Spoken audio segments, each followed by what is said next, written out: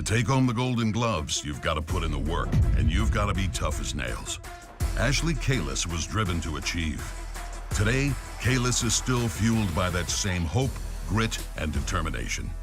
A mother of 3 school-aged boys and successful business owner who ran testing and vaccination sites across the state.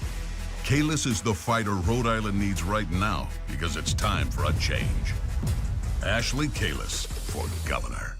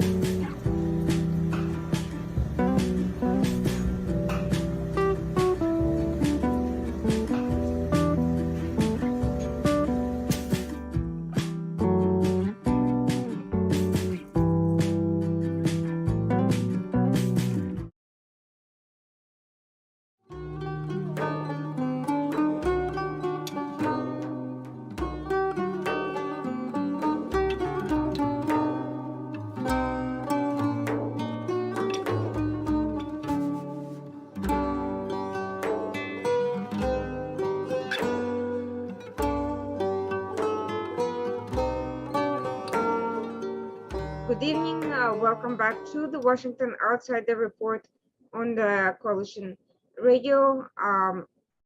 For those newly joining the program, my name is Irina Zuckerman, and I'm the editor-in-chief of the Washington Outsider. With us today is Dr. Rabil. He is an expert on the Levant and the Middle East. He's written multiple books about Syria, Lebanon, and the various issues, and we'll be discussing this region in light of the shifting security framework, latest developments, Biden's visit to the region, Lebanon's efforts to resolve a maritime border dispute with Israel, and other regional security developments and shifting alliances. Dr. Rabil, welcome to the Washington Outsider. Could you please tell us a little bit about yourself, your background, and your work for the audience? Thank you very much for having me, Irina. It's a pleasure to be with you.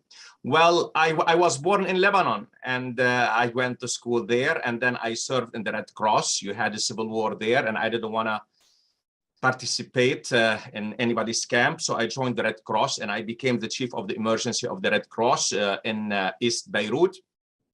And then after a while, I came to the United States in 1984. My grandfather was an American citizen. So I came here, I went to school, and I have a PhD from Brandeis in Near Eastern and Judaic Studies. I taught a little bit at Suffolk Universities, and I was called to Washington, D.C.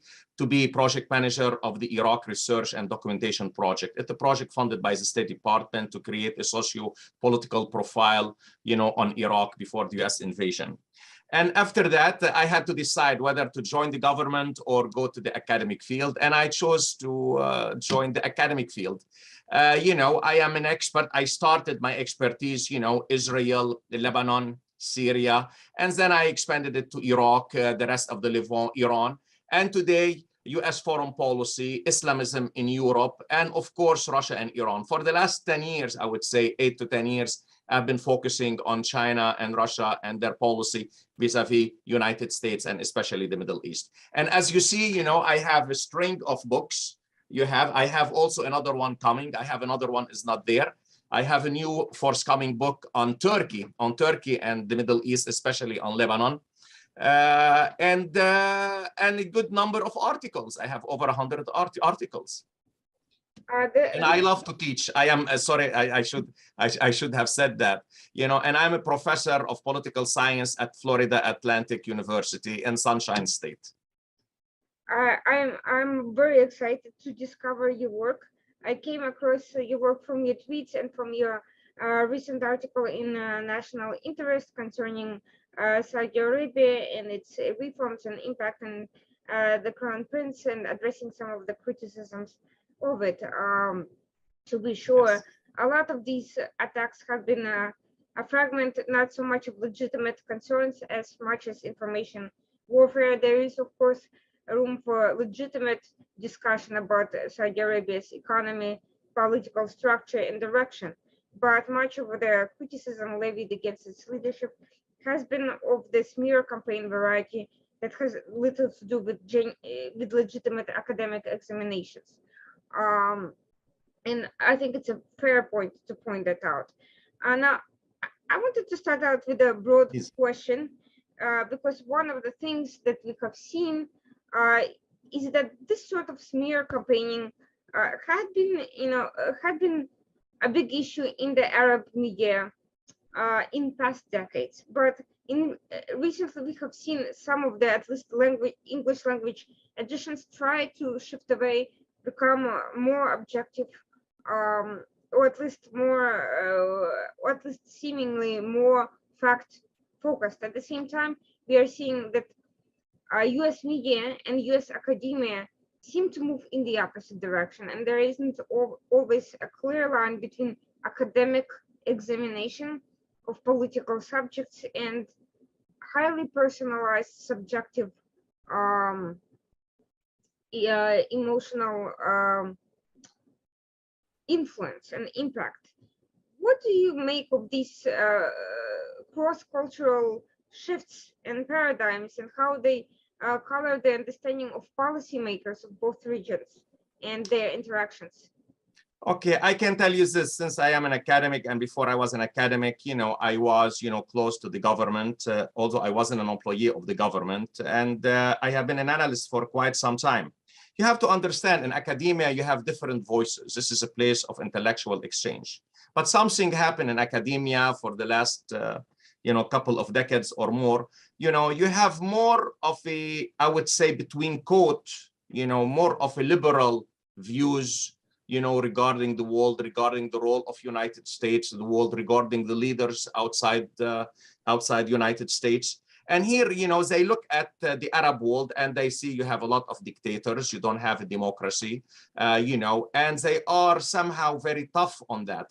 Now, this is my issue with that view, is that, you cannot take a look at Saudi Arabia and think that Saudi Arabia is going to be like United States in 1 year or 2 years or 3 years. No, it's going to take, some time. Also, there is another thing also, the culture of Saudi Arabia, the culture of the Gulf, the culture of the Levant, different than the culture of Western Europe and the West, mainly United States. So from that perspective, I feel, yes, and I feel that there is myself, I think there is an undue criticism of what's happening, in the Arab world and in Saudi Arabia. And more, let me raise this point also. And this is something usually I am not that much on Twitter and social media, but recently I said, no, I have to go and say something, because somehow with social media, it's good, but also it has a bad part of it. You have a lot of disinformation. And really, and I don't want to listen to all this knee-jerk assessment. I really want to listen to you, to other people. And this is where I have a problem with. But the point that is that, and I was very upset recently by the Economist. Economist is a very respected, outlet. And they put something, in Arab, most likely in MBS, Mohammed bin Salman, and on his higal, on his headdress, a bomb. What kind of a, view picture, why you are doing this to the Arabs? And this happening now, especially I would say that the Arabs are open to Israel. They are spoken with Israel. I would like to see more of a rapport, more of a rapprochement between, even Saudi Arabia and Israel. And this criticism, yes, there are some questions that revolve around Mohammed bin Salman and the death of Khashoggi. But somehow we have to say something. We have to weigh what he has done against what he has reportedly done. You know what I mean? And he has done a lot. I have here in this university, I have 3 from Saudi Arabia. I have 2, I am their chair, and they're doing their PhD studies. And I listen to them, and I listen to social media in Saudi Arabia. The use of Saudi Arabia, regardless of what we feel, regardless of the media, they like Mohammed bin Salman because they believe he is the one who is strong enough, courageous enough to meet the challenges of transforming, of transitioning Saudi Arabia into a better world, into a modern world, into more an open world. And the criticisms that he's receiving, this heavy criticism, I think it's undue. I think it's somehow unfair. So yes, broadly speaking, I agree with you. And here, this is in the media and academia, of course, it reflects itself in the media. It reflects itself in other, realms of our society. And the problem is, you have more of those who criticize than those who say, listen, I have to assess what's happening in the Middle East, not regarding our benchmark, not vis-a-vis how we in the West assess things. No, they have their own culture. I want to assess what's happening based on what's happening in their own country. And this is why, it becomes confusing, it becomes upsetting, distressing, especially now we see that you have an openness in the Middle East and the Gulf. And I'm happy with the openness. Really, I'm happy that now, UAE has a great, trade with Israel. The Israeli are there, Bahrain. You have now more people to people, the peace process between Jordan and Israel. It was more government to government. So now what we see a new era, people to people speaking with each other. And this is what we need. And then once you put all this criticism, all this pressure on a prince like he's a powerful man, and I mentioned that, and I have something to say. Rarely in the Arab world now you see someone who is supported by Egypt, the most populous state that set the tone of Arab politics, for decades, from Jordan, these are the Hashemite and they have a lot of respect, and from Iraq. So really, as a matter of fact, he himself today, he has combined, in his personality, a lot of support coming from different parts of the Arab world. So he's emerging now, and this is the West have to understand that. We have to understand that Mohammed bin Salman today is emerging not only, a ruler or a strong, man in Saudi Arabia, but also as a very influential figure in the Arab world. There is no Nasser, there is no Saddam, there is no Assad.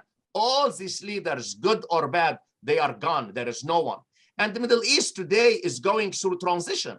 So transition really, and especially after the Russian invasion of Ukraine, we're going to speak about it now. So it's a transitioning now. It's in the middle, and this is where we have to be very careful how to deal with the Middle East, whether from an academic perspective or from a political perspective. To be a little provocative, I'm going to ask you, do you think Western countries really want, first of all, any democracy or real reforms in the Middle East? And do you think they want strong leadership, like real strong leadership in the Middle East? Because my sense, I found this economist cover highly ironic, because they did not have that cover during the height of Palestinian suicide bombings, for instance, or during the height of Hezbollah attacks, or during the height of ISIS attacks in Europe, or the genocide of the Yazidis. They had this against the very character, the very personality, who is actually put himself out as combating extremism, as being extremely anti-Muslim brotherhood, which has given root to a lot of these movements, extremist movements. So there is a strange juxtaposition of putting the onus of terrorism on somebody who is literally fighting against terrorism. So the question to me, what does it say? Is it really the specifically anti-Arab bigotry, or is it more about not wanting this paradigm to shift, not wanting a strong leadership in the Middle East to emerge, out of concern for losing power, losing influence, losing access, losing money, whatever else may be? It's both. Certain it's both, Irina, it's both. First, they hear them. Somehow you have a common denominator among many outlets, and I'm not gonna name here. They greatly dislike the guy, and they have been waging a campaign against him.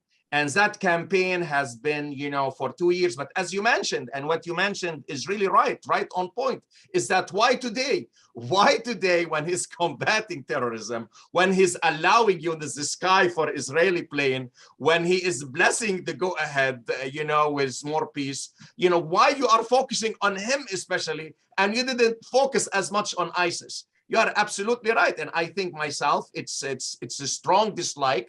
They don't want him to be there. They would like to delegitimize him. And of course, you have still, in the media where they believe that the Arab world should be more open and democratic, and they don't like the dictator. But the problem is that you have to allow leader to transition the Middle East and the Arab countries through, a plurality, because I know the Middle East. I live the Middle East. I travel the Middle East. Some countries in the Middle East, probably they don't feel, comfortable with the democracy as with enlightened ruler. Some people would like plurality. Mainly plurality, doesn't mean democracy as we see it here today in United States. So this is some of the problem we have. And you are absolutely right on this point, is that we have double standard, and this double standard is being exercised via the leader of Saudi Arabia and some Arab countries in the Middle East. Let me put it this way. Whenever there were efforts to shift to democracy as such, it has not led to liberalization. We have seen Hamas being voted into power in Gaza and now challenging the Palestinian Authority. We have seen Morsi's rule, short-lived, thankfully, in Egypt, that was not democratic. We are seeing the current Hezbollah alliance with various other parties in Lebanon not producing either democracy in its true sense or liberalization. And we certainly haven't seen Tunisia become a vibrant democracy as a result of the Arab Spring. And after 10 years, it should become obvious to whoever did not get that point previously that these structures, without a transition to liberalism, are not going to produce liberal civil societies. They're going to produce grassroots movements that are not democratic. They're going to produce movements, factions coming to power. So why do you think this talk about democracy continues when it's obvious that regardless of what you think about it as a structure here, and regardless of what some people think is better, a monarchy or a democracy, that actual democracy is simply not going to happen as a result of the types of movements that these critics support? This is how I feel that, mainly the Western media, how they criticize, they are missing the point. And you raise some good points. For example, I look at Egypt, what you have, it was the US, not the Muslim Brotherhood, that removed Mubarak.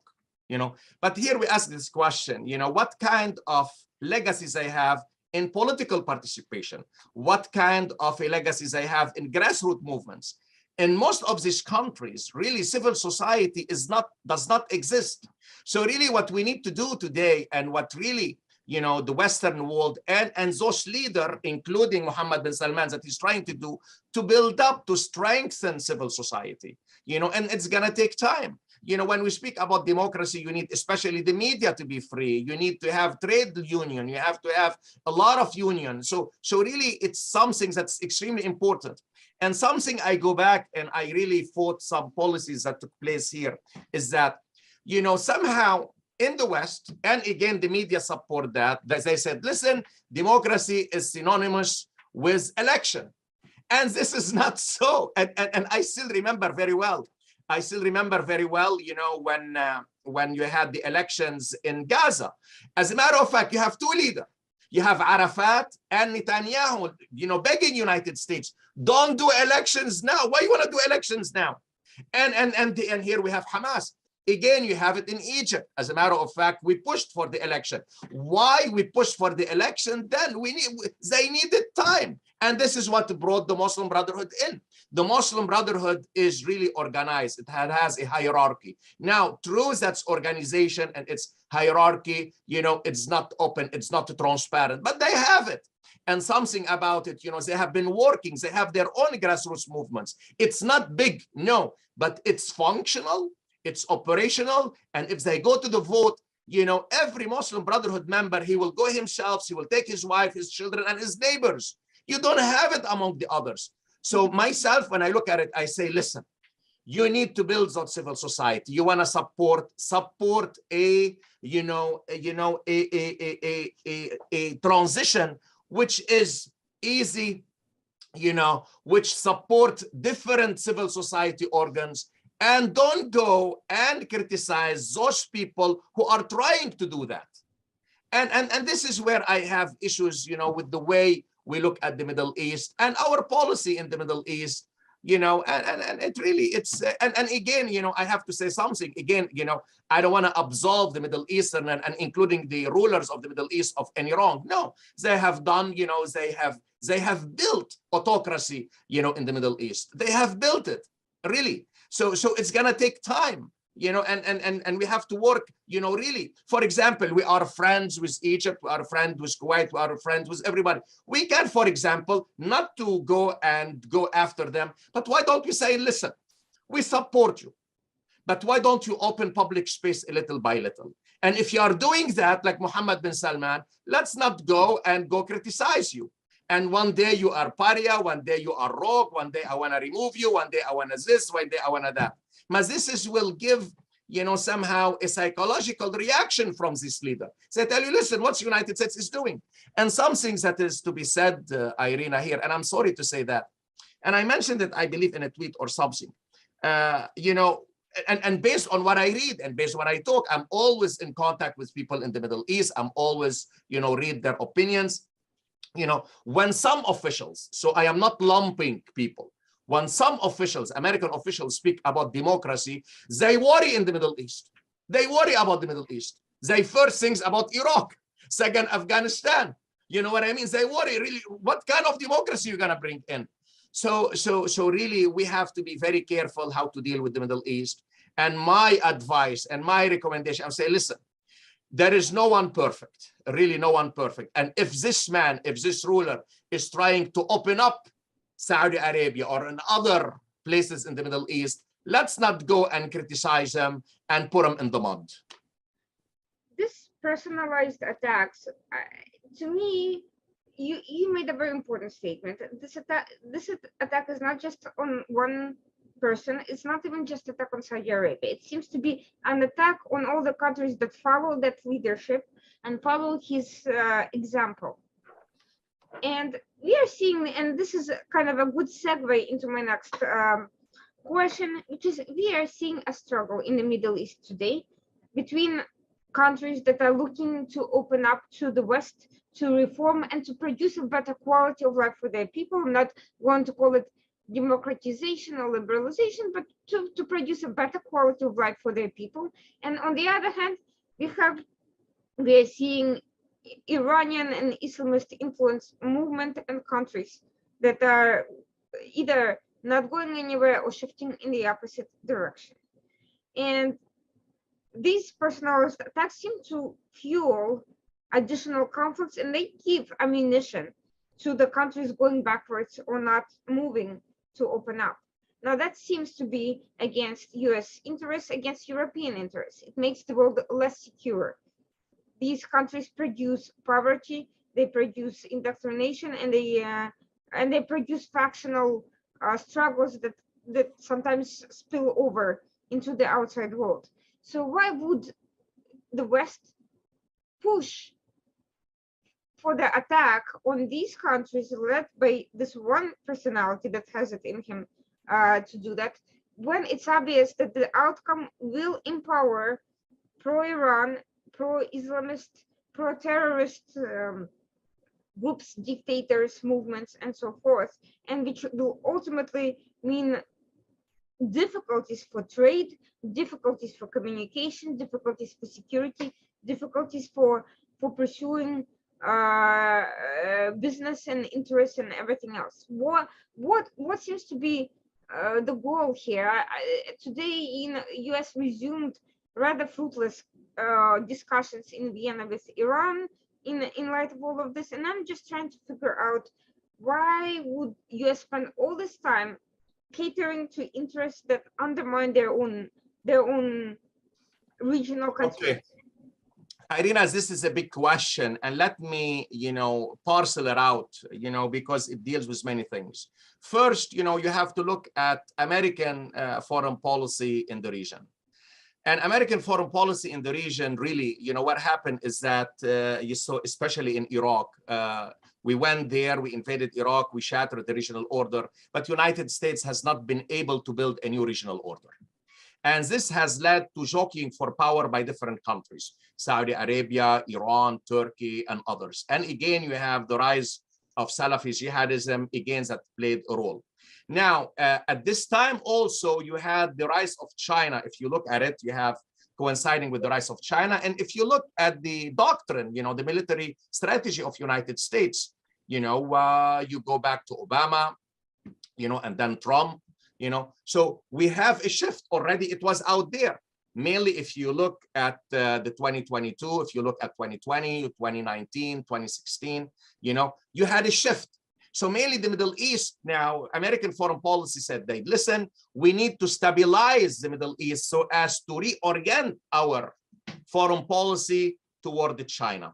Now, from this perspective, when Obama was the president, he said, listen, in order for me to do that, I have to speak with the Iranians. And this is why, as a matter of fact, don't forget, they held secret talks in Yemen. Let's not forget that. They had secret talks, and then Israel and Saudi Arabia knew, and they were very upset. So from the position of United States, why they are talking with the Iranian, why they are doing this, they feel that speaking with the Iranians will lead to a stabilization of the Middle East in general, and not to lead to a war, and United States will go and focus on China. Well, this today, this has really failed. And today, thanks to the recent visit of Pelosi to China, we are going to see, more Chinese involvement, more Russian involvement in the Middle East. This is one factor. The second factor is that this is when you look at the Middle East, and the Middle East, you see now, they speak, during the Cold War, you had what they used to call, not only the Cold War, but they used to speak about the Arab Cold War. You have the conservative and you have the nationalist. The conservative led by Saudi Arabia and the Gulf, and the nationalists, they were led by Egypt, Nasser. And of course, when I speak about the nationalists, they were more in the camp of the Eastern camp in the Soviet Union. Now this has disappeared after the fall of the Soviet Union. And what do you have now today in the Middle East? You have what is so-called the axis of resistance, and the conservative / nationalist. Mainly today you have Egypt, Jordan, and the Gulf. They are not part of the regional of the axis of the axis of resistance. So this has created now today two axes. Now this is what again baffles me with some media. Is that I don't think they have a good grasp, a really good grasp of what's happening in the region. So I don't have a good grasp of what's happening, how Iran looks at the region, what's happening in Lebanon, what's happening in Syria, what's happening in Iraq. You know what I mean? And this led to really and add to this the dislike of certain leader, and really I would say it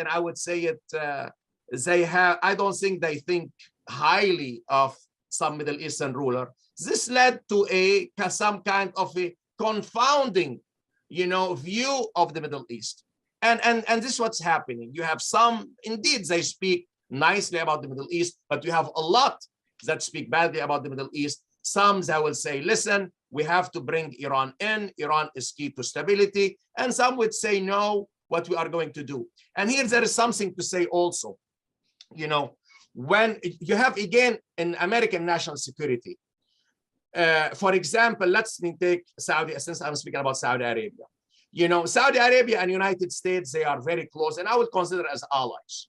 But when United States look at the region, it's the way it looks at its national interest do not neatly overlap with Saudi national interest. You know what I mean? And this is why, For example, when Iran carried out the attack, drone and missiles against, Saudi Arabia, the facility to produce oil, and halved, the production, the export of oil by half. Let's not forget that. United States, even with Trump, he was very careful not to do anything. You know what I mean? So my point, you have some kind in the foreign policy establishment in United States. If views that, something, we don't want to be involved in the Middle East. We don't want to be sucked in the Middle East. You know what I mean? And at the same time, we don't, we don't regard some of the leader of the Middle East. So the best thing to do, how to maintain stability. But the problem is with maintaining stability is that, look what's happening now in the Middle East. You have a high level of uncertainty. You have potential conflicts today in Iraq, in Lebanon, and in Syria, and in Lebanon, and between Lebanon and Israel. So really, they look for stability, and the way they pursue stability is kind of leading from behind, and this is what we are having today, and very unfortunately. You're seeing that while US is struggling with these issues, it doesn't seem to outline its own interests very clearly. Russia, Iran, China have no problem with making friends with absolutely everybody from Assad to the Saudis, to UAE, or at least pretending to, for the sake of pushing their own agenda. Correct. We are seeing that for Russia, this is a strategic moment because they have been able to woo away the Arab world from support for US sanctions against itself after its invasion of Ukraine. And we are also seeing very strange alliances because on the one hand, you have China being very close to Iran, close oil trade partners, providing it with surveillance technology, training with Russia and Iran in various maritime exercises. On the other hand, it's building missile and drone factories in UAE and Saudi Arabia and cooperating on plane equipment and so forth. And it's obviously not playing all sides to its own advantage, and it's not necessarily a good friend to anybody. But we are seeing that as a result of US policy, we have these shifts that leaves certain countries in the middle. Lebanon is basically a failed state, but it's, you've got Hezbollah on the one hand, you've got a corrupt clique of other interests on the other. You have Syria with Assad, and now Assad is being normalized by Arab states, but at the same time, none of the issues with Iran or Russia have been conclusively dealt with. What do you see? What direction do you see these countries going? Is there any way to overcome this increasing influence by these powers in those middle states that come? And is there anything that can be done at this point to reverse the course? All right, let me put it in perspective from the Arab standpoint, and I would look at it from an American standpoint. As a matter of fact, I covered the American standpoint, stability. But from the Arab standpoint, there is and this is what I mentioned, level of uncertainty in the region, and it goes back to the invasion of Iraq. Let's not forget that. As a matter of fact, Saudi Arabia and most of the Arab world, they were against it. Why you want to invade? You are going to open the door for Iran. And that's exactly what happened. Iran projected its power. Then you have the secret talks with Iran, that they didn't like it. What are you doing? Then you have, the other issue, the Arab rebellion, and they felt that United States did not support Mubarak and others, and they were really uncertain about United States. And then you came the attack on Saudi Arabia, and still you have attack on Saudi Arabia. So yes, Saudi Arabia buys weapons, buys Patriot missile, but the question is what you are going to do. Where are you here? Where are you on the ground? And then you have Syria. You have Syria again. That was a big issue from the Arab perspective. They believe that United States is gonna change or transform, the policy in Syria while it has only few soldiers on the ground. Today we have from 500 to 700 soldiers only, and before we had 2,000. 2,000. What's 2,000? You know, yes, we have air power, we have other power, but you need boots on the ground to compete with the others. So from their perspective, they felt that United States, it's mainly interested in making sure that Russia does not win in Syria, rather than trying to find a solution for Syria. And then you got Iraq, and let's not forget, Iraq is a big lesson, for all, not only for Arabs, for everything. We did mistakes, I studied Iraq. I know about Iraq, and my heart bleeds now when I hear about Iraq. We did a lot of mistakes, and now what do you have? You have United States has completed its mission. We are no longer, the combat mission of United States ended. We are now only to support them, counsel them, and what do you have now in Iraq, really in Iraq today, and then in the region? You have today, after the assassination of Soleimani and Al-Muhandis, you have now a agenda, and the agenda by the pro-Iranian militia in Iraq to drive United States out from Iraq. And this is, they are getting emboldened now by Russia, by what you say, the Russian rapprochement with the Arab world, and of course the Chinese trade and everything with the Arab world. So mainly from an Arab vantage point, when they look at United States, let me say that very carefully here. The Arabs still like United States, prefer United States than any other countries.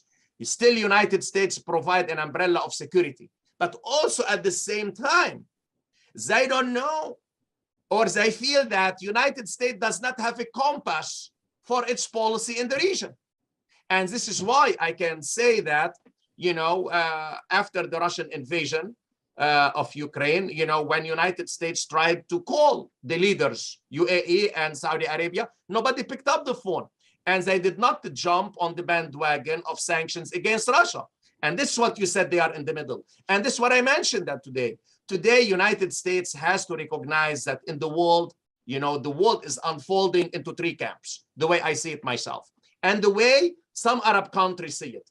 The Western camp, the other camp led by Russia and China, and now, the biggest gift, and let me here chime in or interject, the biggest gift Pelosi did to Taiwan is that it brought a better relationship between Russia and China. Whereas China before wasn't, 100% with Russia, I can tell you this. Today, China is 100% with Russia.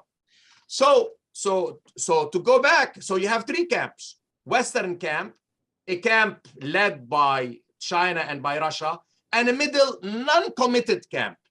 What's non-committed camps? This is where you have the Arab world. This is where you have South Africa. This is where you have Indonesia, Egypt, Mexico, India. They say, listen, why I want to follow you? What are you doing? You know what I mean? So it's mainly, it's about United States, how it's leading its foreign policy and not expecting what's going to happen. For example, I can tell you this is what's happening, and that was big as I spoke with some Arabs, and some colleagues of mine. When Biden say, listen, I think the war is not going to end. I don't know this, I don't know that. They ask this question, okay, you are fighting a war. You don't know your objective. What's your objective in that war? So the point is, you have certain policies at work, but you have certain policies at United States that had pursued, that confounded not only the Arab world, but other countries as well. And this is some of the problem we are seeing, and they are manifesting themselves in the Middle East. Well, I would say that one of the biggest problems with the visit is not that it shouldn't have happened.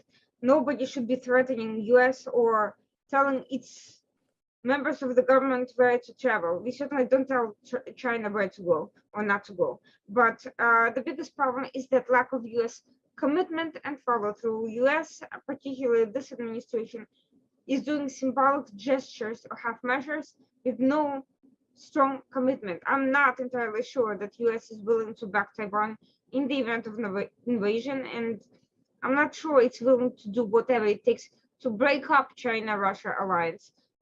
which was growing even without this current situation, probably would have eventually gotten back gotten stronger anyway.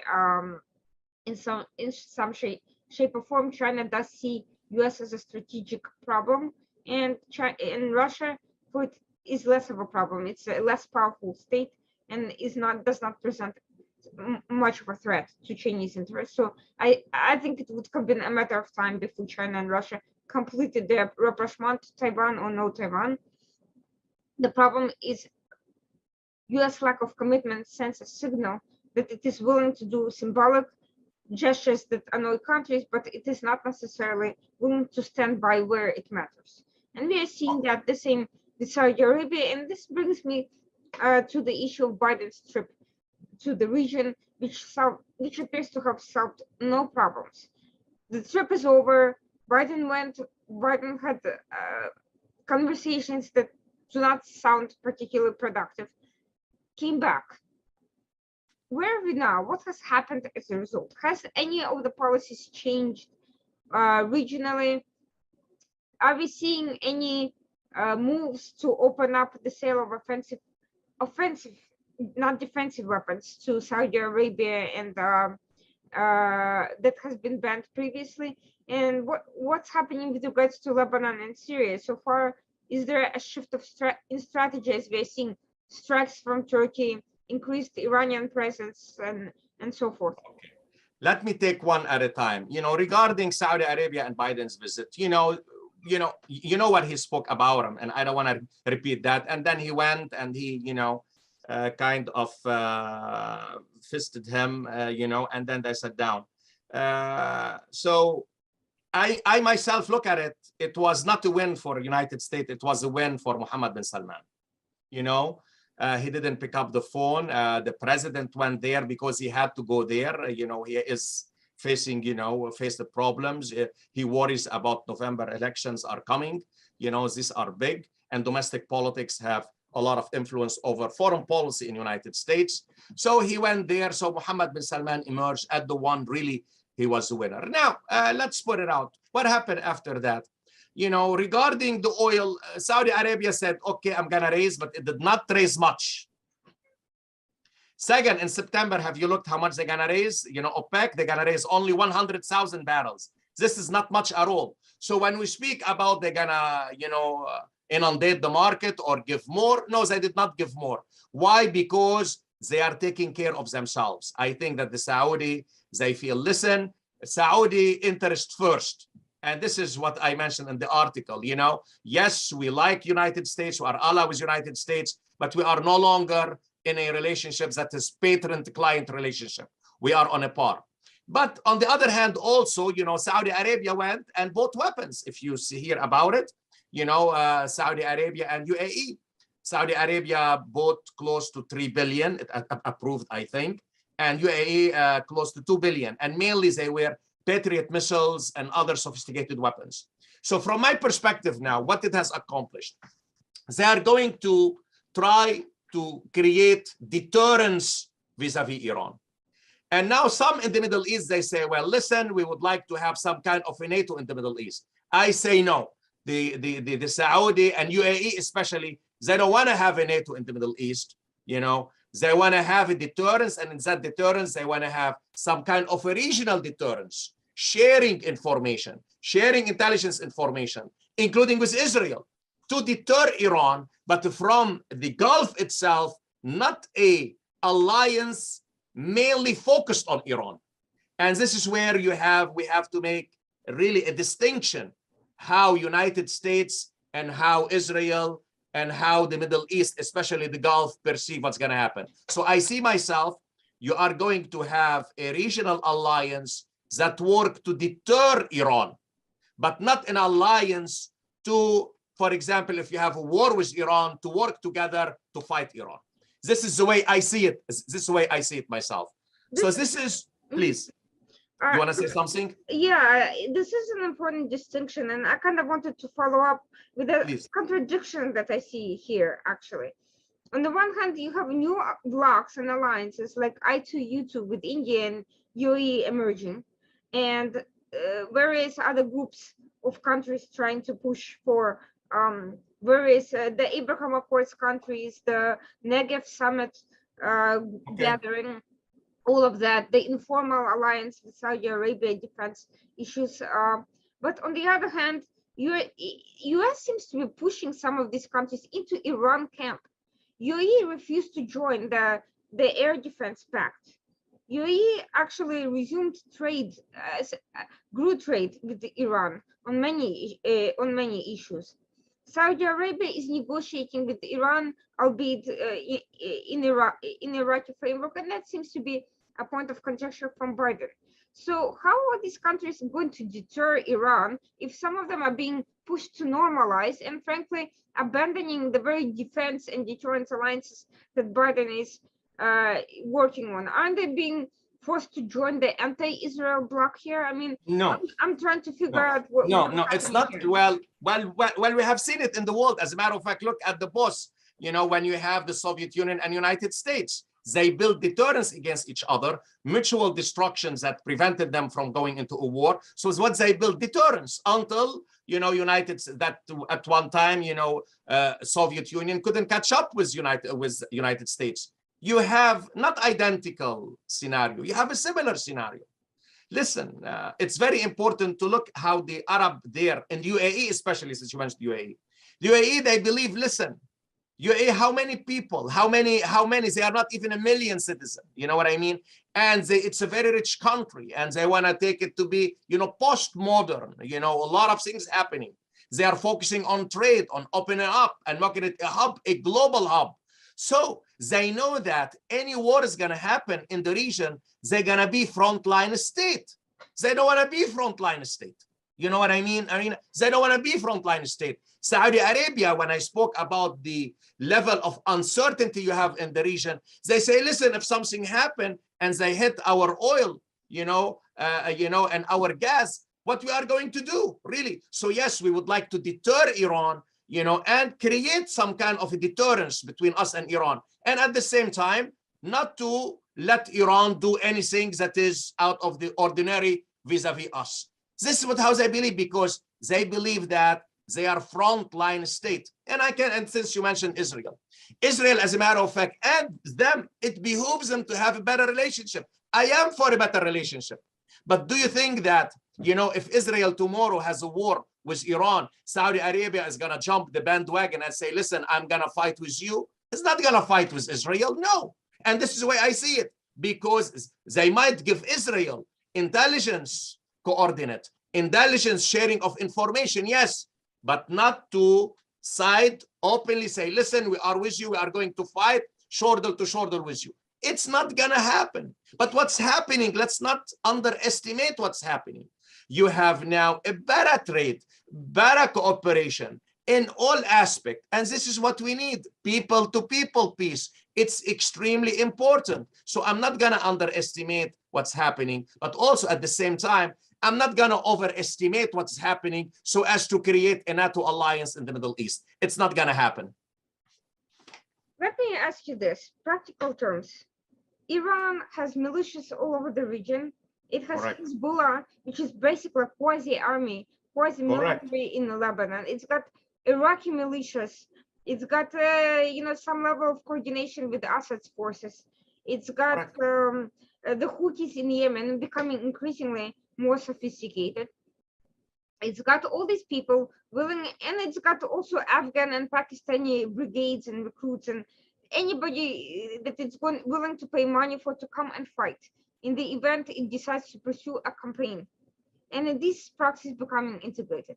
Now, what are we seeing with the Arab world and Israel? Okay, they're willing to share intelligence. They're willing to maybe conduct some joint small operations somewhere, maybe over Syria or places like that. They're not willing to fight together in a war. So I see a lack of balance here. They're still, Israel, yes, they kind of expect Israel to take the lead because Israel has a very advanced military. It's believed to have nuclear powers. It's the only country in the region to have that at this moment. So they do believe that Israel is a powerful force, which it is, but it's also a small country with limited forces and limited capabilities against Iran or any other adversary. Hezbollah has hundreds of thousands of missiles. There is also an encirclement strategy against Israel by various militias. Hamas, which was a Muslim Brotherhood entity, it was not an Iranian entity, but now it's becoming a pro-Iran force. You have Hezbollah, you have Iraqis now, and not even the Houthis. So how is that going to work? Doesn't Iran have a clear strategic advantage here, even leaving the nuclear weapons aside? And it seems to me that Iran is very close to gaining nuclear weapons as well. Okay, well, this is how I look at it myself, and being, and being someone who studied in Israel, who was a fellow at the Truman Institute, Dayan Center, and who lived in Lebanon, traveled to Syria, and traveled in the Middle East, and I still speak with them all. Let me tell you this. Iran has gained a leverage in asymmetrical warfare vis-a-vis the Arab world. Asymmetrical warfare. I wouldn't say the whole warfare, no, an asymmetrical warfare, because it went there and it supported certain groups that they were not doing well, and it did it very well. They are patient, the Iranians. And when you think about Iranian foreign policy, I don't underestimate the Iranians.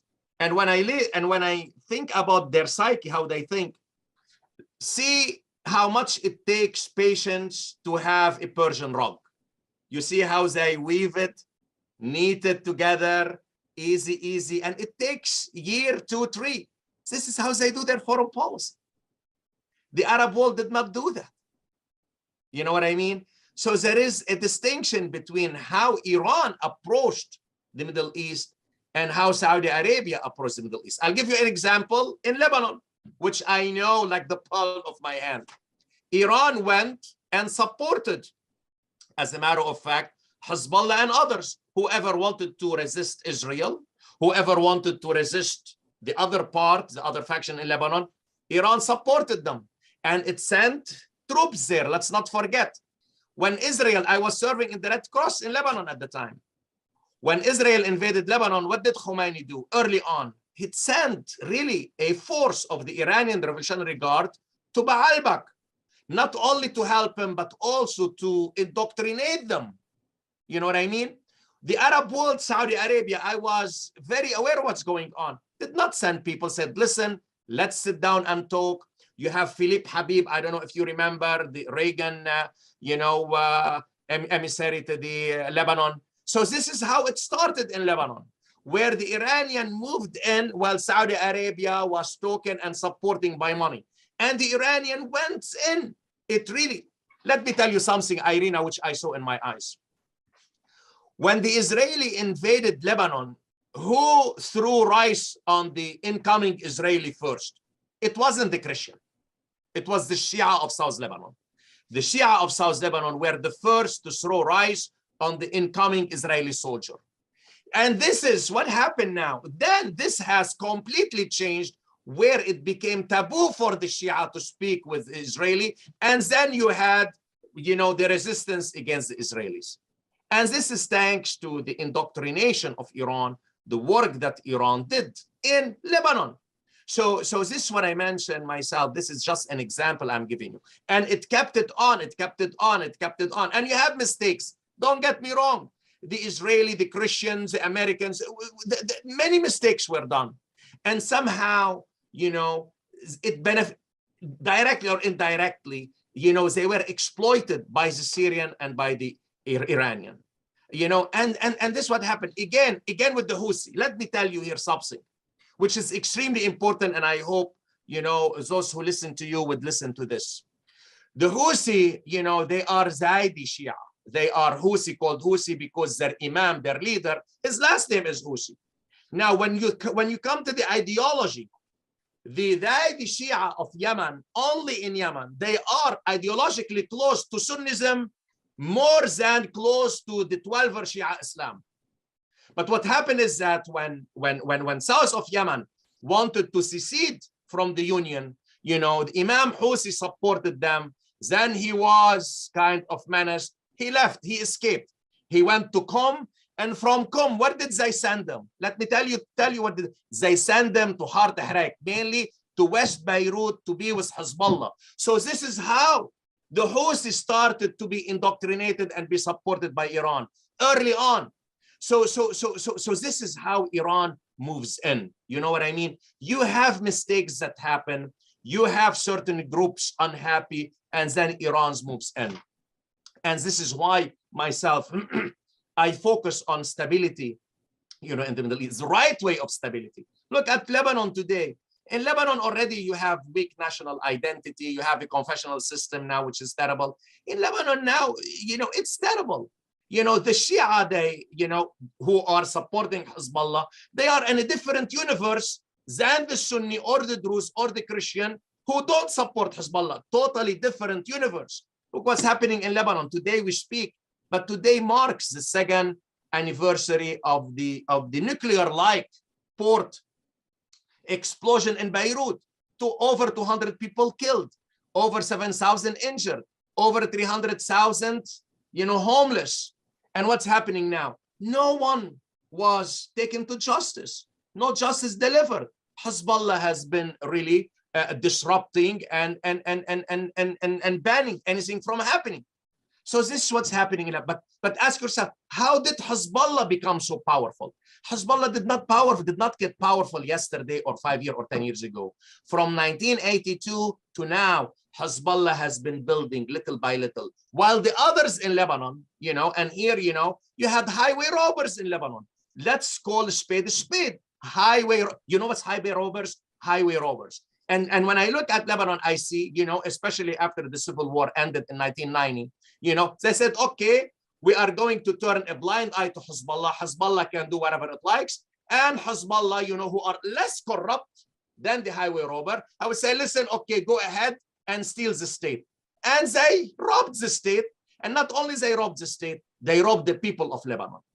You know what I mean? So this is what you have in Lebanon. And it started with Iranian moving in, supporting little by little by little by little. Again with Syria.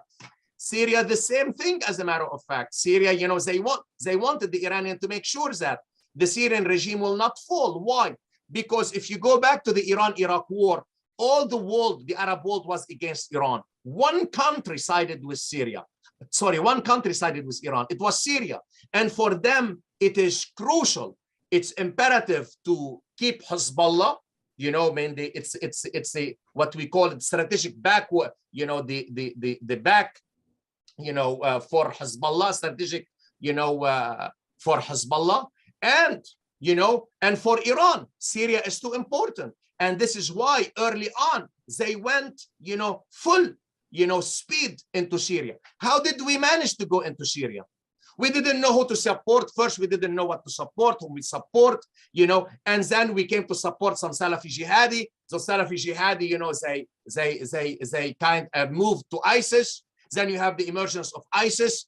It was too confusing for us in Syria. But the point is, we didn't say, listen, if we're gonna have, this is the way I see it.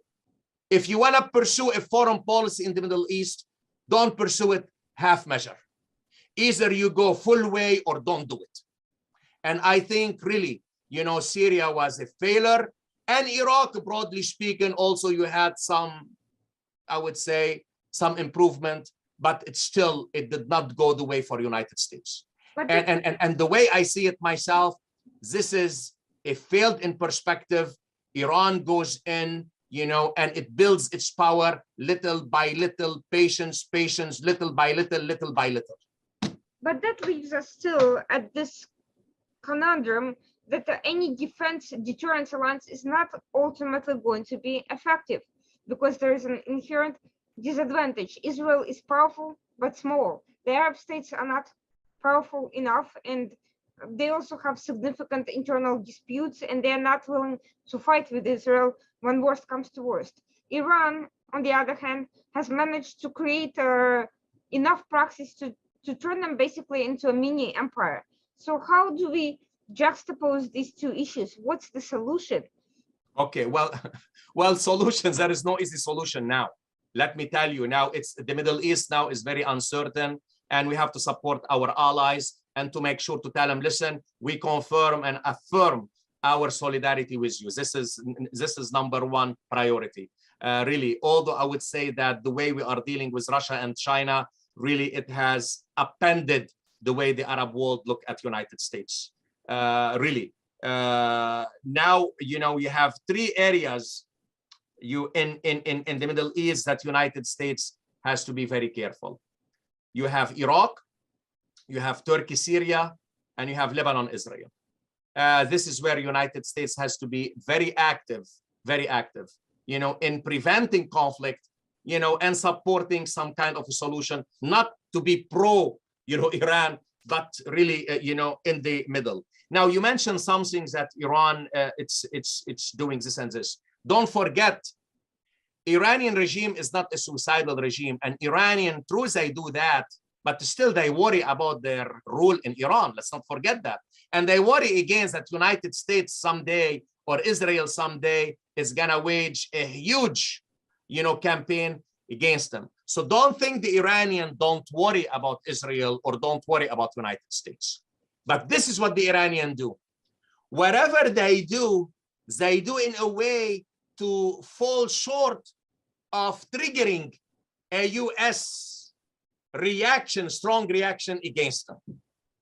So they are smart, and this is how they use the proxy. So I will tell, listen, for example, with Yemen, with the Houthi, say, listen, when they hit Saudi Arabia, listen, we have nothing to do with it. With Hezbollah, they tell you, listen, they are defending their lands. You have still Israel occupies 7 villages, Ghajar, you know, and others. You have maritime dispute, you have border dispute. We are supporting Hezbollah and the government, so don't blame us.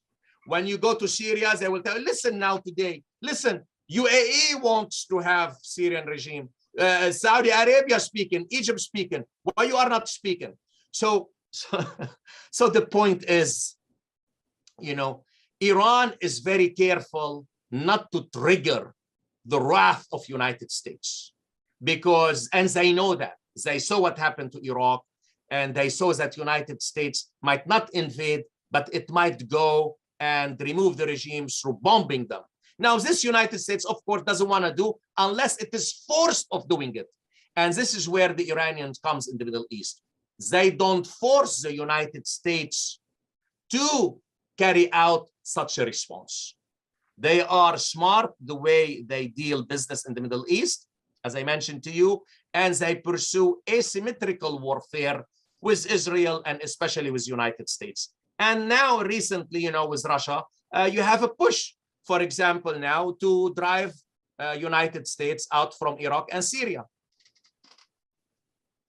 Well, I've seen that a lot of missed opportunities on the US part, specifically the opportunities to gain hearts and minds to compete for the very people that Iran is recruiting to strengthen its network. And frankly, the Arab states or even Israel have not been quite as successful in that regard as they could be.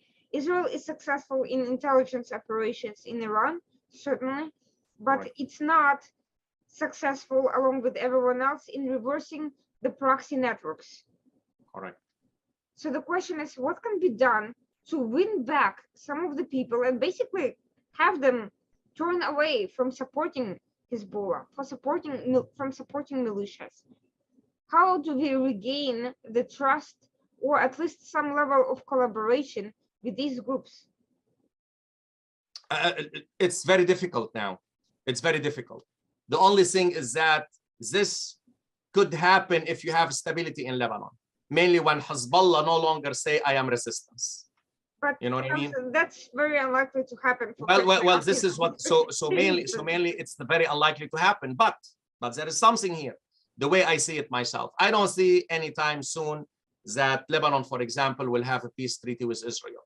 But listen, you know, you have a good number of Lebanese, with the exception of Hezbollah, they would like to have a stable border. And you have an armistice, 1949 armistice with Israel. So here today, if United States is able to resolve the maritime and land border dispute with Israel, this could lead really to kind of stability where not in the short term, but where in the medium and long term, Hezbollah's power will decline. I have to tell you something, Irina, that I believe in, and I came to believe in really because I lived it. I always thought Hezbollah, after 2006, by the way, 2006, I was in Lebanon, that, United States or Israel can defeat it. No, if Hezbollah is going to be defeated, or if Hezbollah's, to reduce the power of Hezbollah to a level where doesn't affect you. This has to be done domestically, Irina, really. I don't think that United States can do it. I think myself, if United States is going to be more involved, it's going to empower Hezbollah, really. And I'll give you example to that. So mainly domestically, in order for this domestically to happen, you need some kind of stability, and you need to have a plan to strengthen the organs, for example, civil society organ in Lebanon. In Lebanon, you have parties, you have medias, you have civil groups, and you have independents in Lebanon, 13 that broke party lists. But it's gonna take time. It's gonna take time. And I know here probably some in the West or you or others, they feel that, why not now? I think it's gonna take time. You have to consider one thing. It took 40 years for Hezbollah to be at this point. You are not going to take it back, to where it was in 1 year or 2 years. We have seen a lot of protests against Hezbollah, even from Yes. Shias in Lebanon, over the economic mismanagement and the completely destruction of the economy. Nevertheless, it proved insufficient to deal it a significant blow. Now, with the opportunities with the borders, who's to say that Hezbollah will not somehow manage to provoke an encounter or sabotage this negotiation process? Okay. All right. Concerned of losing power, really. Okay. Let me tell you, because Hezbollah, Nasrallah, the leader of Hezbollah, he spoke on the 25th, a few days ago, and he threatened, he not only to hit Karish, the disputed gas field, but also what he said behind and what's behind Karish. And let me give you the context, if you'd like to hear me now, where Hezbollah stand regarding this issue. Mm-hmm. In between Lebanon and Israel, you have a disputed area of close to 860 square kilometers. In that disputed area, you have mainly two major fields. You have Kana field and Karish field. Lebanon has had two positions in determining its southernmost, border, mainly with Israel. One position was that did not include Karish, but the other one, based on the army study and a study by an organization in Britain, said, no, we have a share in Karish. Now, what Hezbollah came in, he said, listen, as long as we have disputes and as long as you have the war between Russia and Ukraine, and as long as you have the European really would like for Israel and Egypt to export their gas through Egypt to Europe, we are not going to be, left behind. So what he's done is that you have disputed border, and his threat was, if you are not, it's not only to resolve the dispute, but also to lift direct or indirect pressure and sanctions against Lebanon to allow companies like Total and others to do business in Lebanon. And this is where it is extremely tricky. And let me give you the dynamics in Lebanon today. The president of Lebanon, the speaker, Nabih Berri, who is very close to Hezbollah Shia, and the caretaker prime minister, they came and you had some strides, good environment with Amos Hochstein, the American intermediary. In that, the latest talk was, okay, listen, you will have Kana field and Israel will have Karish field. And this is Israel might agree. But the point is, this is where Hezbollah came in. And Hezbollah in his message said, listen, even if you are going to resolve this maritime dispute, it's not going to be fair for Lebanon. I am being charged to protect Lebanon. And I'm going to tell you is that, alongside resolving this dispute, we have to allow all companies, remove all obstacles to all companies to come to explore and extract oil and gas from Lebanon. And this is where Hezbollah, in and Lebanon in. And it's extremely fluid. Now, I am hoping that you will have some kind of a resolution, because Israel does not have to war. And Hezbollah, despite its talk of war and I'm gonna hit, it still doesn't want war. You have now a kind of a unanimity in Lebanon. A lot of Christian, a lot of Sunni, and a lot of Druze. They don't approve of Hezbollah. They don't approve of Hezbollah. And Hezbollah knows that. And Hezbollah worries the most now, not war with Israel, but war within Lebanon, civil war in Lebanon. So this is where, it's trying to appear, listen, I am the protector of Lebanon. I want to have my own power as the power behind the negotiation of the Lebanese government. But also, this is a sword with double-edged. This is a double-edged sword, is that Hezbollah could take Lebanon into a war, and it could be disastrous to Lebanon. It could be disastrous to Lebanon. So this is where the dynamics you have in the Middle East today with the maritime border. But you have some hope that some deal could happen. For example, United States tried, she said, listen, okay, you don't have gas. Probably I'm gonna let Egypt, to give gas through Syria. Now we know that Egypt does not have the gas, and the gas is gonna come from Israel. But the point is, Hezbollah did not raise nothing, did not say anything. So what that tells you, Hezbollah on the one hand, he is vocal about the resistance axis, and on the other hand, doesn't want to have a very completely failed state that could lead to civil war. And this is where United States has to, to interject and try to kind of find a solution. And I think some kind of solution is possible. But having said that, I am very cautious optimist. I am not a pessimist, although I have seen a lot of bad things in the Middle East, but still, I am a cautious optimist. So this is where you are in the Middle East between Israel and Lebanon. It is, on the one hand, you have some signs of hope, but on the other hand, Irina, let's not fool ourselves. You have the danger of a terrible, awful, devastating war between Lebanon and Israel. And it's not going to be only between Lebanon and Israel. It's going to be between Lebanon and Israel, and you have some pro Hezbollah, pro-Iranian in Syria, and some in Iraq. And sadly, I said that. Really sadly, I said that. I mean, it seems to me, and I may be wrong, that Iran seems to be waiting for something to give green light to any attacks. We are seeing that there are continuing truce with the Houthis, that they keep allowing them to conclude the truce. We are seeing these negotiations with Israel. We are seeing kind of a quiet with that respect. What do you think is going on? What is Iran waiting for? Because they clearly are still, on the one hand, yes, they want to preserve their regime, but on the other hand, let's be clear, they also want to control the region. They don't, and with Israel there, it's just not going to be possible. So what? Iran now, the way I listen to them and I analyze, Iran now is in a happy seat.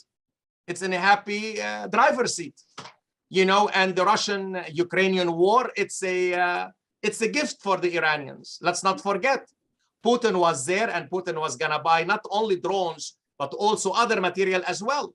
Mm-hmm. And you have now, I won't speak about strategic cooperation. This might, transform into strategic alliance. Mm-hmm. Why? Because let's not forget, you have the Central Asian country. Putin is very interested in them. Iran has a history there, under the Persian Empire. So this is mainly for the Iranian now.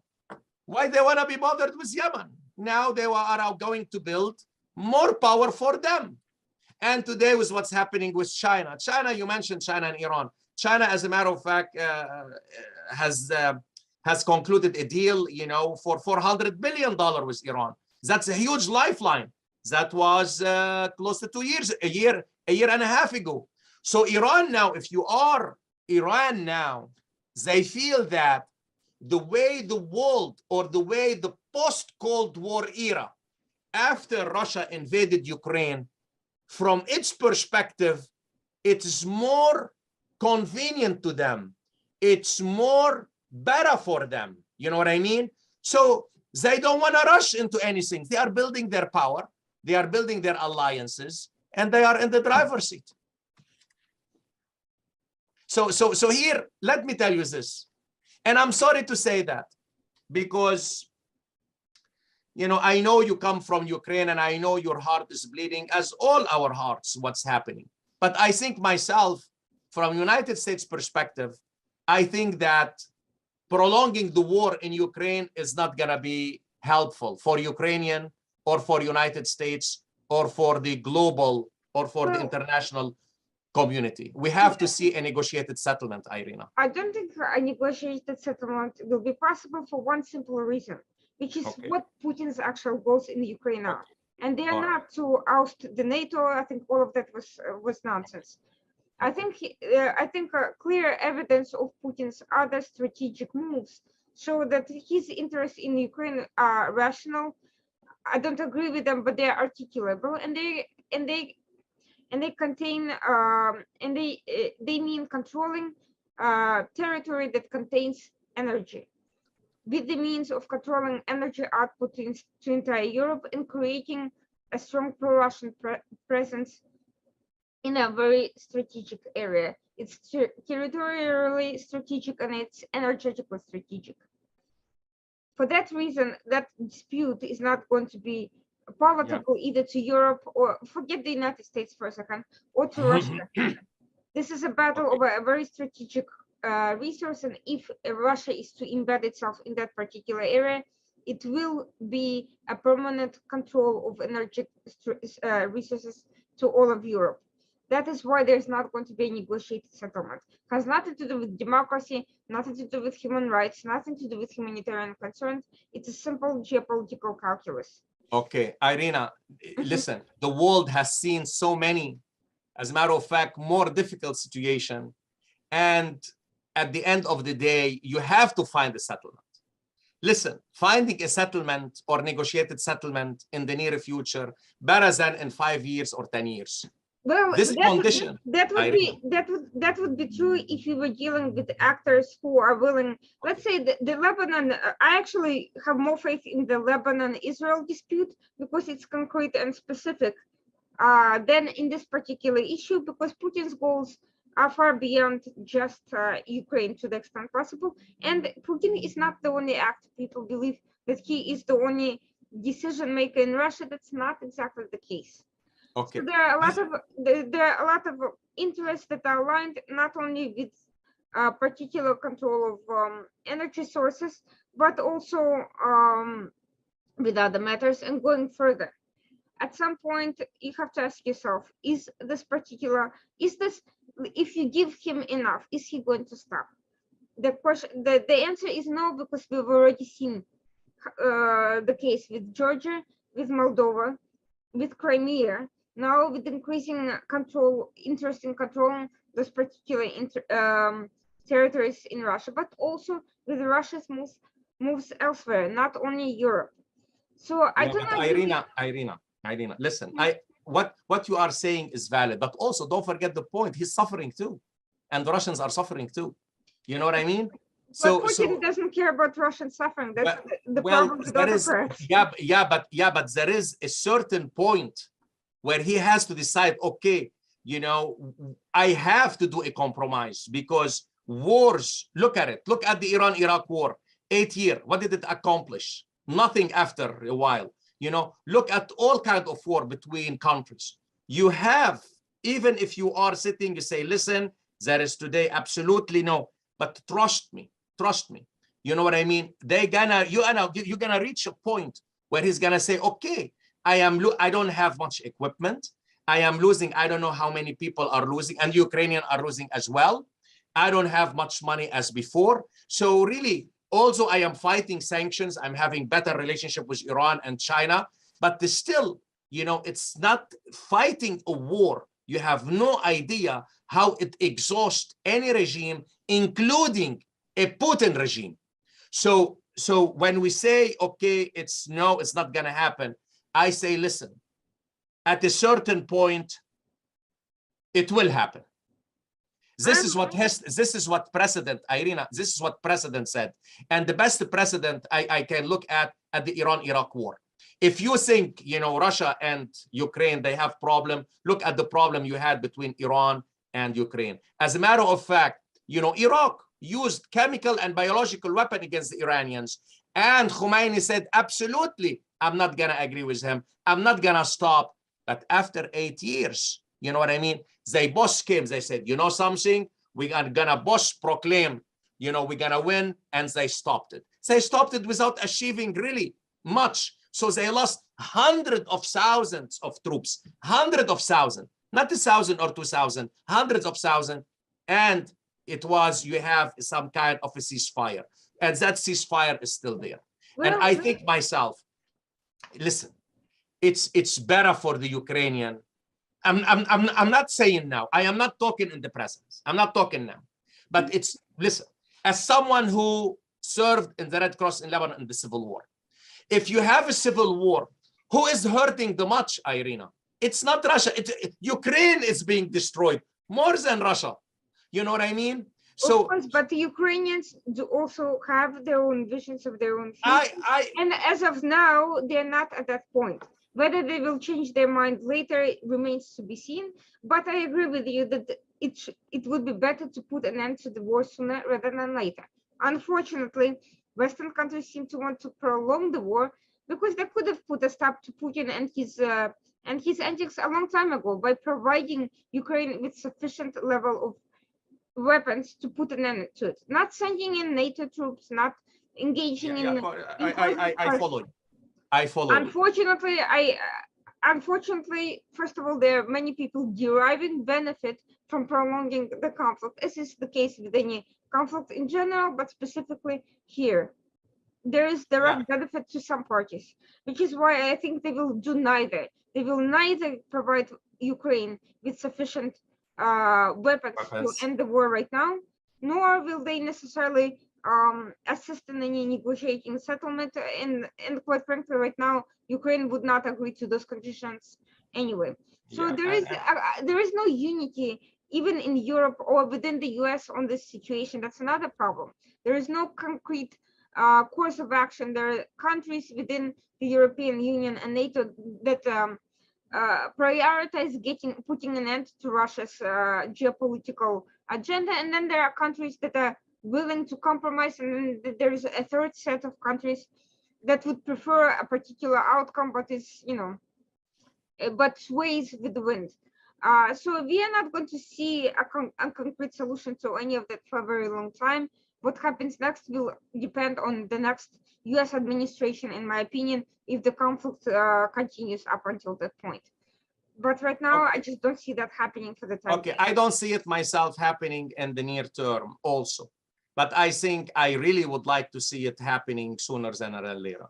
And I think that any other administration and seeing what's happening in the world, really, which is really not benefiting United States, not in the favor of United States, they are going to start speaking about a negotiated settlement, where again, where Ukraine, it's gonna be satisfied, and Putin, somehow, kind of, I wouldn't say satisfied, but he would say, okay, it's better for me to stop.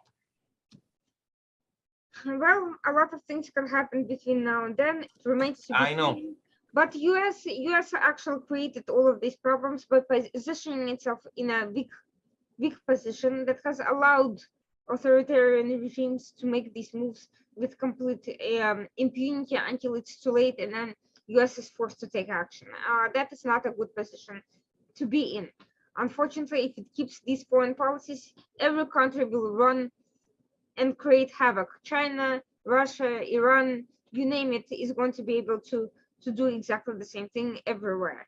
And what's US going to say? Well, we should reward bad actors by negotiating settlements because we failed to stop them beforehand. I mean, That's exactly. Yeah, what they're going but to this do. is what happened, Irina, in the world from 1990 to now.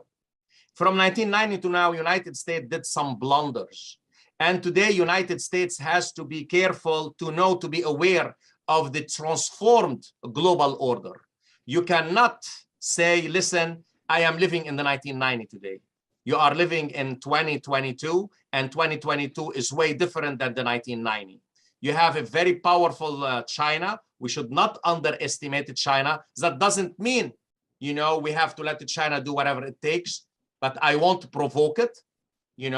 I will compete with it, and I will draw the line, and again, same with Russia. And let's not forget also, Irina, you have many countries now. And as a matter of fact, it goes before the Russian invasion of Ukraine. Some of them called the BRICS, Brazil, India, China, and Russia.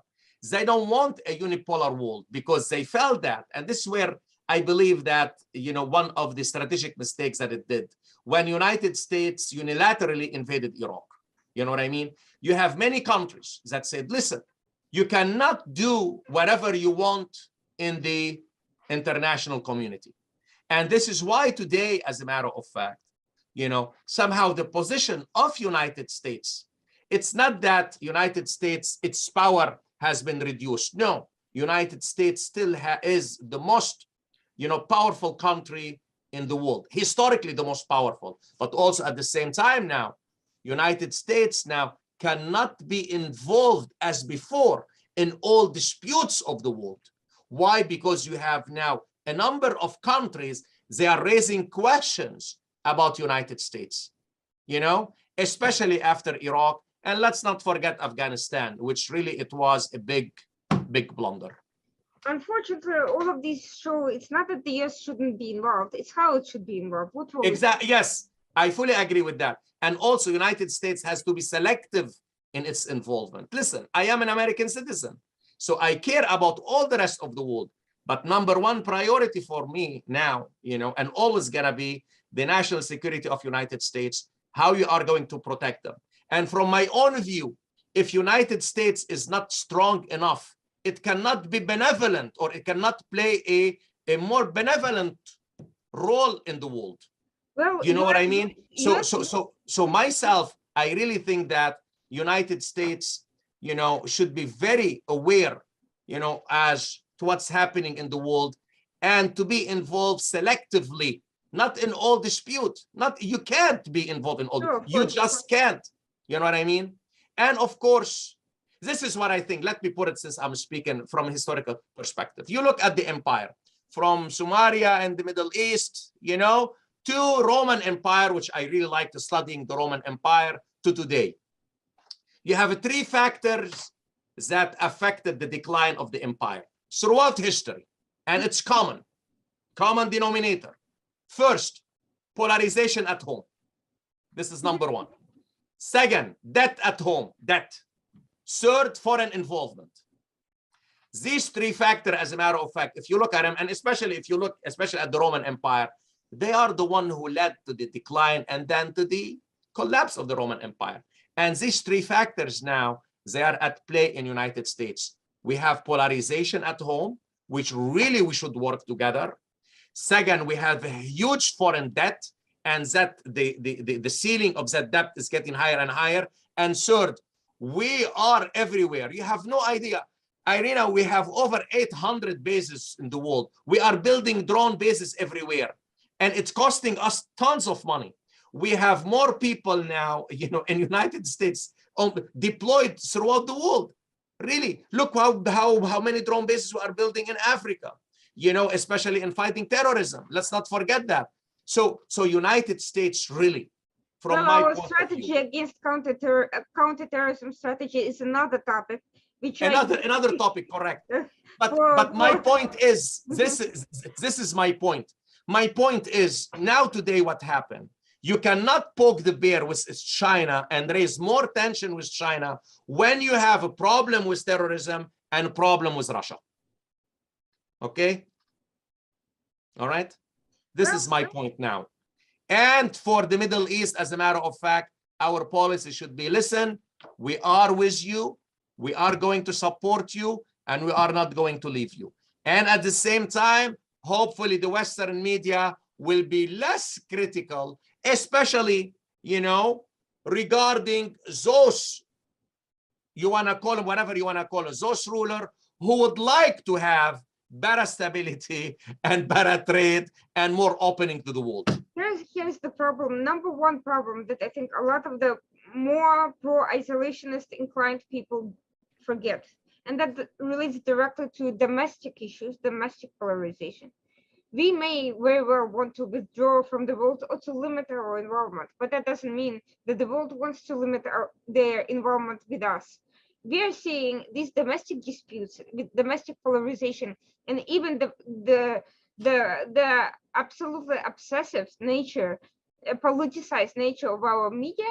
We are seeing foreign actors behind all of these things, playing on the inherent domestic issues and domestic distress, but also investing financial resources, human resources, and direct operational involvement. So clearly, none of these things. We may want to withdraw from these activities, but they are coming and knocking right on our door at home. And I think number one. Irina, you have always a middle ground. Remember that you have always a middle ground. You listen. United States in its short history, 250 years, 300 years. Listen, we had the Monroe Doctrine. Let's not forget that. We had World War I. We had World War II. Then we had the Korean War, Vietnamese War, Iraq War, and Afghan War. You know what I mean? So mainly for those isolationists, we cannot be isolationist.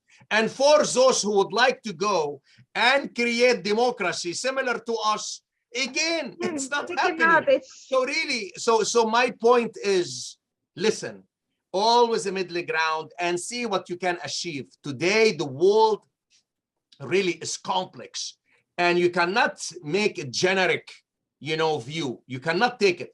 Every country, every region, you have to know it. You have to know its culture, its politics. But the first priority you should know is that what's your interest and how you are going to protect your interest. And if you want to protect it, its ramification, for the rest of the globe. And this is what I think United States is not doing well. And United States foreign policy now, I am worried about it. I have been worried about it since our invasion of Iraq, the mistakes that we done, because I've known about Iraq so much. And I said, why we are doing those mistakes? So really, I really hope, and that's my biggest hope, for the Republican and the Democrat to be more congenial with each other. Let's work together. And our foreign policy, you need to be not isolationist and not, so much involved in foreign affairs, and follow our national interest and support our allies. Support our allies and be aware what we can do, what we cannot do. We can do that. Now, it's gonna take time, yes. It's gonna take effort, yes. It's gonna take money, yes. It's gonna take a lot of efforts, absolutely, yes. But this is something, it cannot happen in a short time period. You mentioned that you are waiting for the new administration. I hope that whoever comes next, they want to put their ducks in order and pursue, a consistent U.S. foreign policy. That's absolutely the case. The one big mistake was complete lack of strategy, complete lack of consistency, complete lack of defined interests, as you mentioned, and complete, half measurement and symbolism and virtue signaling, as opposed to coherent, resolute doctrine that allows us to define our policy, our interests, and our relationships. Unfortunately, we have yet to see any of that from this administration. We see haphazard efforts, but no real follow through, which was my concern from the very beginning. But this was a very, very interesting conversation. I look forward to reading your old books and to your new book coming out. Please keep me posted. I'm hoping to have another conversation with you upon its launch. And it's a pleasure, Irina. Okay. And please keep in touch. It's always interesting to talk with you. I look forward to reading your articles as well. Please share them with Thank you, Irina. when we Thank you so publish. much. It's a pleasure to be with you. I hope I didn't give you a headache or clutter your head Not or at all. clutter the It head was of your I always listeners. enjoy a stimulating conversation, and Thank you. this was Thank great. you. And until next time, okay? Absolutely. Thank you. Thank Have you. a good Bye-bye. one. Bye-bye, Irina. Thank you. For Thank you. everyone watching the Washington Outsider Report, we'll be back next week, Tuesday night at 9 p.m. as usual. Thank you, Dr. Rabil, for joining Thank us today. Thank